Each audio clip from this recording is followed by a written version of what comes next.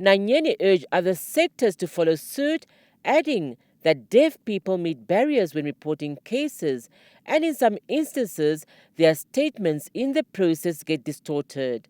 He emphasized that a police officer who understands the plaintiff would serve a primary source and ought to be accurate. Nanyeni stated that the deaf community too need access to services wherever and whenever, and the absence of a person with a know-how should not be an obstacle. He asked banks and other financial institutions to follow suit and make their products accessible to the hearing impaired.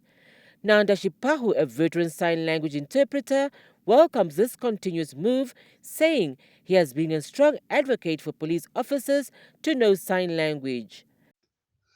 I have been always advising police force officers to be trained in sign language to be able to communicate with deaf people whenever they require police assistance. Aunia Shikuti Nuyoma pointed out challenges faced by the deaf community. Imagine a deaf person want to report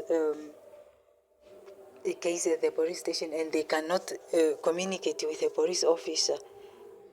And sometimes these deaf people can also commit crimes just like others. They will end up being jailed for nothing, for the crime that they know nothing about. And most of the deaf people cannot even communicate. They cannot express themselves through writing.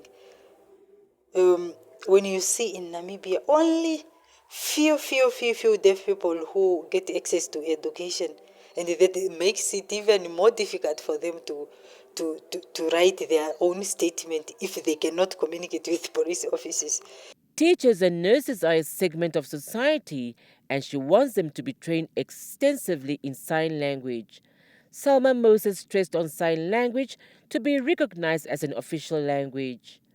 Many a times we are actually at the moment fighting for the sign language recognition. We are hoping that sign language gets recognized and then, it gets protected. Then the linguistic and cultural rights are also enhanced. And once you recognize sign language, it literally translates to a government ensuring that wherever a deaf person goes, there is sign language provision. Figures revealed that there are about 27,000 deaf people in Namibia. Like Tale, NBC News, Windhoek.